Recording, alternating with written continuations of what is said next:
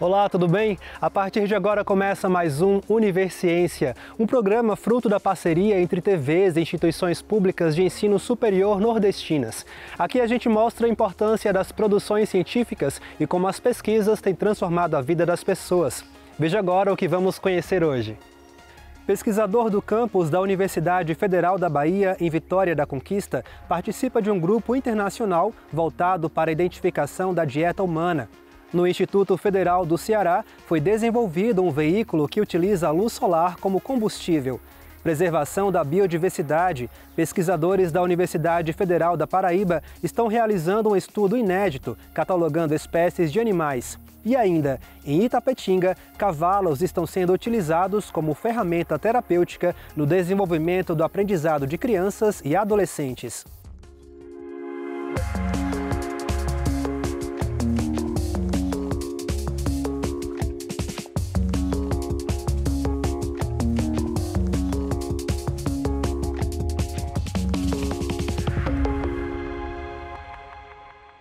Tudo o que comemos deixa uma marca em nosso organismo. Partindo desse princípio, um pesquisador da Universidade Federal da Bahia, do campus Anísio Teixeira, localizado em Vitória da Conquista, está participando de uma pesquisa internacional que amplia a identificação da dieta humana.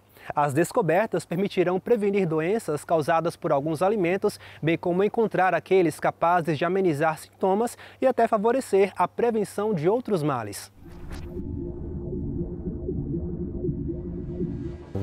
Essa pesquisa se inicia com uma colaboração internacional, né, de várias instituições de pesquisa, aqui no Brasil com coordenação da USP, o professor Norberto Peporino Lopes, que nos convidou para participar. Né. Ela tem como foco a gente, através dos alimentos, conhecer quais são as composições químicas que estão no nosso organismo, ou seja, a gente se alimenta, né? Existe uma premissa que a gente é aquilo que a gente come, então é justamente o fruto, né? A composição química desses alimentos, como ela influencia no nosso organismo, né? Quais são os benefícios, né? Vantagens e desvantagens que ela vai trazer para o nosso organismo. A gente pode, né, avaliar o que o indivíduo ingere, quais as substâncias que estão mais presentes nos seus fluidos, né, no seu organismo, e se essas substâncias estão conferindo alguma vantagem ou desvantagem relacionada, por exemplo, a algum tipo de doença, né, ou seja, agravamento de um tipo de doença ou proteção quanto àquela doença. Isso é importante porque às vezes o paciente ele negligencia e diz que não fez, né, que não se alimentou daquele tipo de alimento. Ou, né, você tem um idoso ou pessoas, por exemplo, com Alzheimer, que não se lembram o que comeu.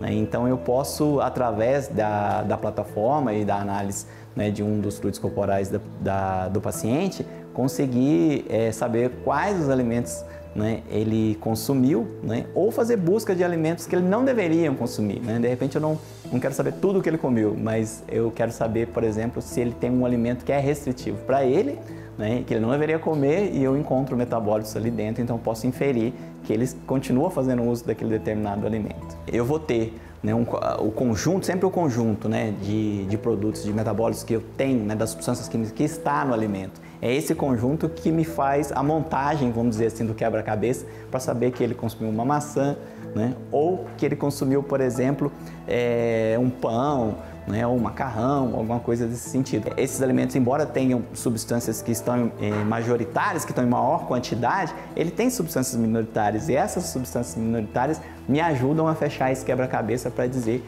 que ele consumiu, né, aquele determinado alimento. Uma vez que a gente faz essas análises, eu posso, por exemplo, separar dois grupos.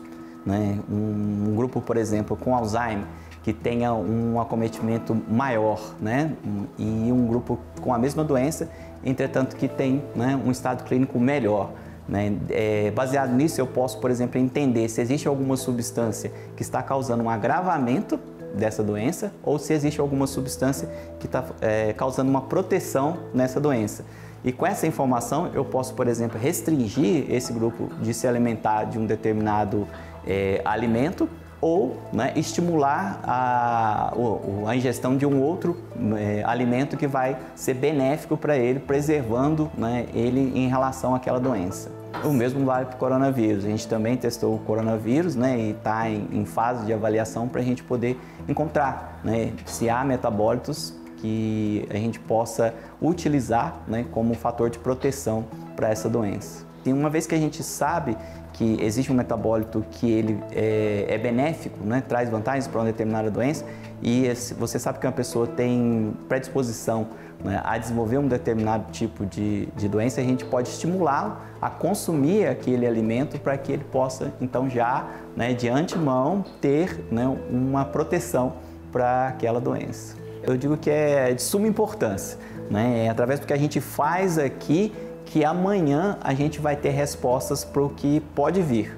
Então, um exemplo do coronavírus, as plataformas que a gente já tinha de vacina aqui foram fundamentais para que a gente pudesse conseguir dar respostas, né, nesse sentido. E esse tipo de pesquisa não é diferente. Então, a gente começa a produzir respostas aqui que a gente pode sim utilizar já hoje, mas um amanhã, né, para ser melhor na nossa vida.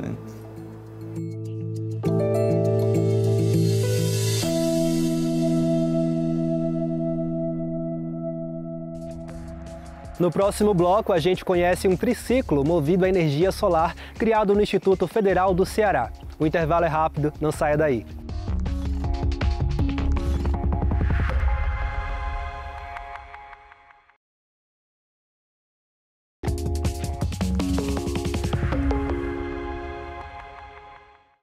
É bem verdade que no Ceará o sol brilha forte o ano todo.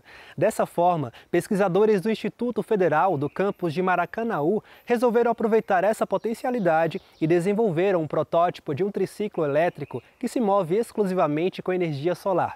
Vamos ver como ficou. A mobilidade urbana e a poluição estão entre os principais problemas das cidades ao redor do mundo. Por isso, as energias renováveis são a esperança de um futuro mais sustentável e eficiente. Estamos no campus de Maracanaú, do Instituto Federal do Ceará, o IFCE, na região metropolitana de Fortaleza. Aqui, no Centro de Pesquisa e Tecnologia, um veículo diferente e ao mesmo tempo simples e inventivo tem chamado a atenção. Trata-se do triciclo solar fotovoltaico, um meio de transporte que aproveita a energia desse sol que brilha forte em terras cearenses praticamente o ano todo para oferecer um conceito barato e prático de locomoção. O equipamento dispõe de um painel solar que capta a energia e funciona como teto. A placa está conectada a esse sistema de controle e gerenciamento de energia, que, por sua vez, liga-se a uma bateria de lítio. No guidão estão a chave de acionamento, o mostrador do nível de bateria e também um pequeno display. Há um modo eco de funcionamento para economia de energia, um botão para selecionar a ré e também, claro, uma buzina. Os pedais são utilizados como força auxiliar em terrenos mais difíceis ou em caso de falta de carga na bateria. O professor Luiz Daniel Santos, coordenador do curso de Engenharia de Controle e Automação, explica como surgiu essa ideia. Esse conceito surgiu no início do ano 2022. Tá? Eu estava tentando buscar algumas opções para tentar associar a ideia de sustentabilidade, tá, junto à eletromobilidade. Então, eu investiguei um pouco dimensional de painel, um pouco de alguns veículos relativamente leves que nós temos de forma acessível, fácil aqui no mercado, e eu acabei encontrando essa combinação interessante de tentar unir um painel solar fotovoltaico comercial, fácil de ser encontrado aqui no mercado, e um triciclo. E aí nós fomos atrás, até a metade do ano, de comprar os demais materiais que foram necessários para tornar real essa ideia. Como, por exemplo, a parte de acionamento, a parte de rastreamento de máxima potência para extrair o máximo possível de energia desse painel e resolver alguns problemas que vão existir ali, que todo veículo elétrico ele tem, como, por exemplo, a questão de você precisar de um ponto de recarga. Aqui nessa solução não, ela já traz isso no seu conjunto. O triciclo também possui boa autonomia e capacidade de carga. Esse protótipo aqui, ele está com uma estimativa de 90 km de autonomia somente na bateria. Ele é complementado com mais 90 pelo painel, porque a quantidade de energia que a bateria armazena, ela é muito similar à quantidade de bateria que o painel consegue fornecer. Então se espera ter em torno de 180 km de autonomia de uma velocidade máxima ali dos 40 km por hora. O protótipo é apenas uma das iniciativas de pesquisa dessa área desenvolvidas no IFCE de Maracanaú. A equipe do campus tem o objetivo de transformar a unidade em referência em energias renováveis. Nós estamos aí participando do Energif, que é um curso de qualificação aí numa parceria com a CETEC e MEC, né, Multicamp também. Desenvolvemos agora aí sobre a ideia do professor Luiz, o triciclo solar. Estamos partindo para o novo desafio de construir um carro elétrico, né? Inclusive já conseguimos o carro e o motor elétrico para dar o pontapé inicial nesse projeto. E a gente tem um trabalho mais ousado, que é de tornar Maracanaú um centro de referência em energias renováveis, onde a gente deseja que ele seja o guarda-chuva de todas essas ideias, né? Esse centro de referência, aonde o ponto central dele é um laboratório de eletromobilidade, que aí inclui todo e qualquer modal voltado para a mobilidade, né? Que use aí energia elétrica, e a gente tem como foco de fonte as renováveis, né? Sobretudo a fotovoltaica. O caminho ainda é longo, mas não há dúvida de que a criatividade e a inovação presentes nas instituições públicas vão nos impulsionar na direção de um futuro mais ecologicamente correto, que já pede passagem.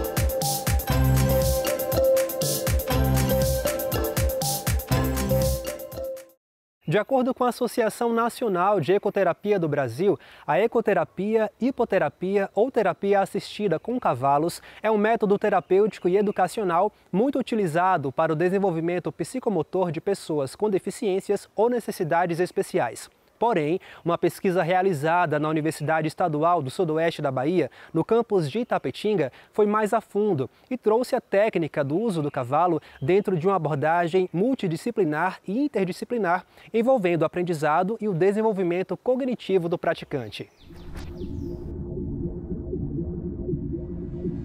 Nós sabemos que existe uma demanda muito grande de pessoas com necessidades especiais, né? Crianças, adolescentes, adultos, né?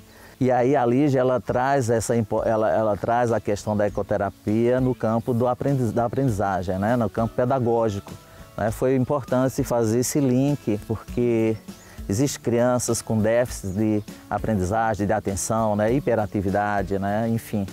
E a Lígia buscou, exatamente através do seu TCC, mostrar de como o cavalo, como através da prática terapêutica, né, como através dessa ferramenta da ecoterapia, se pode, né, ajudar adolescentes, crianças, enfim, pessoas, né, com limitações cognitivas, né.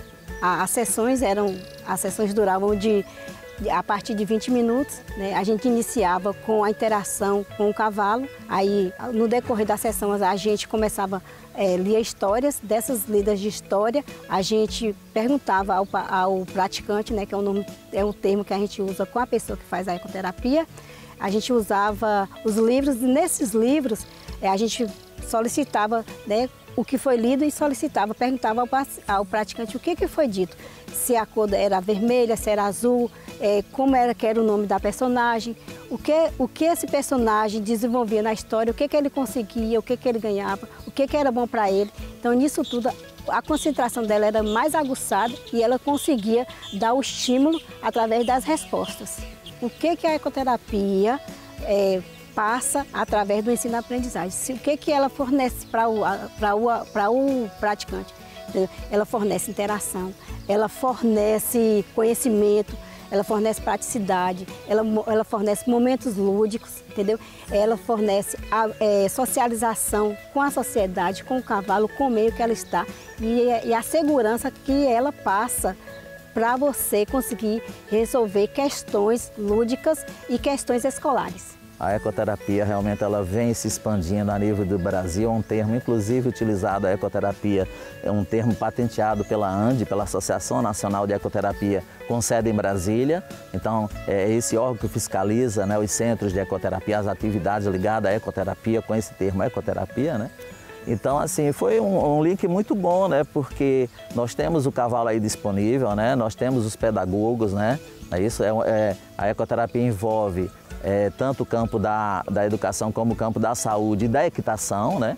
Então você tem aí um tripé, né? Educação, saúde e equitação, né? E a zootecnia foi mostrar que através do cavalo, né?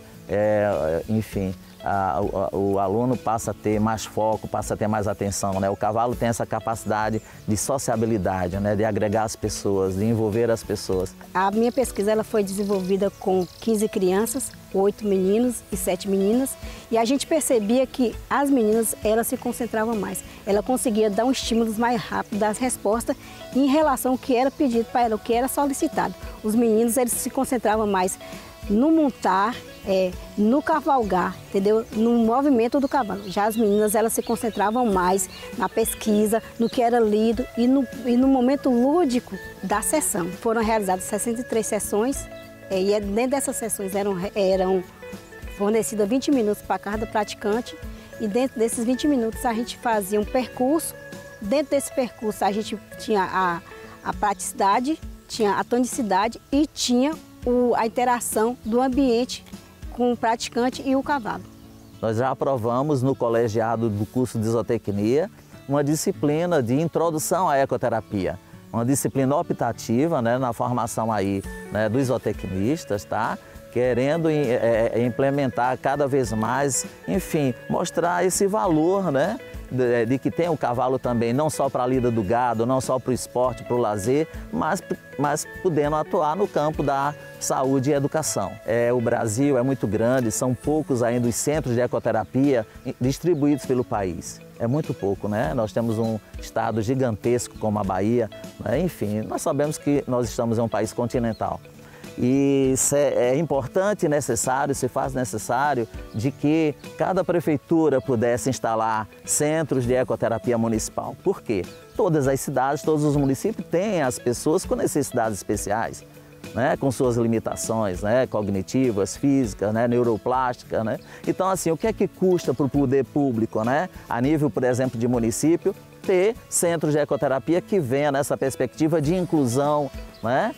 Seja no campo da educação, da saúde, da sociabilidade dessas pessoas. Então, eu acho que é uma coisa assim que a gente deixa como uma mensagem, né, de que, né, os prefeitos, as prefeitas, né, estabelecessem políticas, né, de instalações de centros permanentes de ecoterapia para atender uma demanda de pessoas tão esquecidas. A criança, no momento que ela monta no cavalo, ela se sente livre e se concentra mais. Então, ela ganha mais atenção, ela consegue se aprimorar mais, ela consegue se desenvolver mais e se sente mais livre, sem estar com aquela coisa de se prender, se sentir presa, entendeu? Ela se sente livre em cima de um cavalo.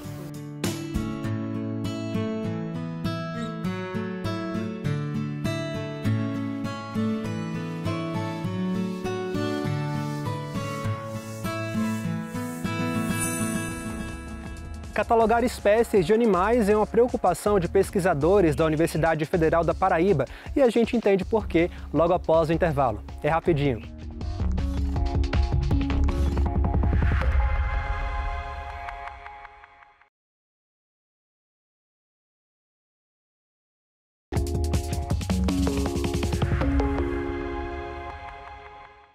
Catalogar espécies de animais é uma das formas de buscar a preservação da biodiversidade. Pensando nisso, um grupo de pesquisadores da Universidade Federal da Paraíba está realizando um estudo inédito em uma área de mata pertencente a uma usina de cana-de-açúcar.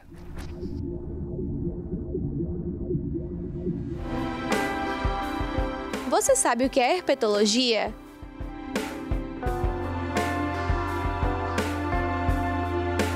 É a área da zoologia que se dedica exclusivamente ao estudo de répteis e anfíbios, classificação, fisiologia e comportamento das espécies.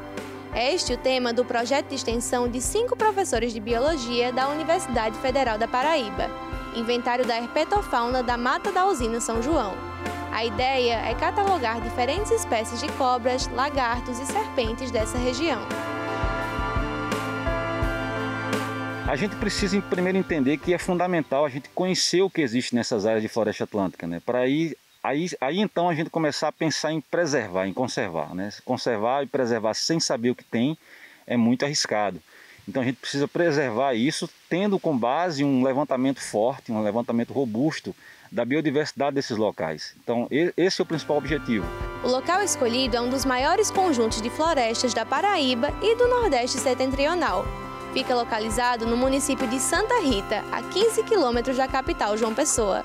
Autorizado pelos órgãos ambientais, é um estudo inédito nesta região. É um dos fragmentos mais relevantes em termos de área, de tamanho de área, em termos de grau de conservação do ambiente. E é uma área que a gente considera como fundamental para fazer esses entendimentos gerais da fauna de anfíbios e répteis aqui no nosso estado. A estratégia adotada é a instalação de armadilhas em áreas que têm características físicas diferentes, como maior incidência de sol ou de sombra e níveis variados de umidade.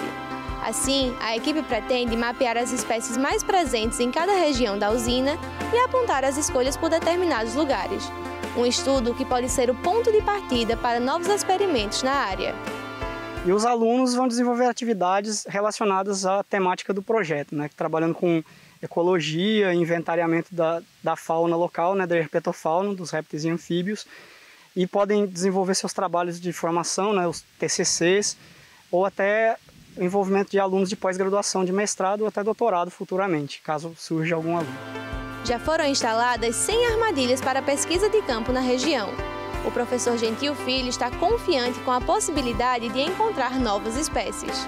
Mesmo muitas espécies já sendo bem conhecidas, a gente ainda tem surpresas. Por exemplo, de 2014 a 2020, né, algumas espécies de serpentes, espécies novas, né, não conhecidas pela ciência, elas foram descritas nesses anos. Então, esses fragmentos de floresta, apesar de já, de certa forma, bem conhecidos, mas ainda podem guardar surpresas, digamos assim.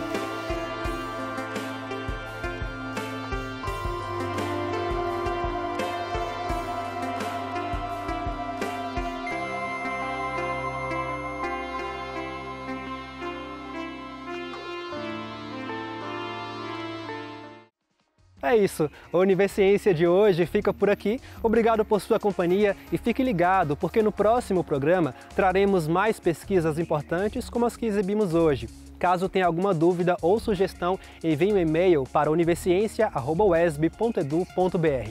A gente responde por aqui em um próximo programa. Tchau, tchau e até lá!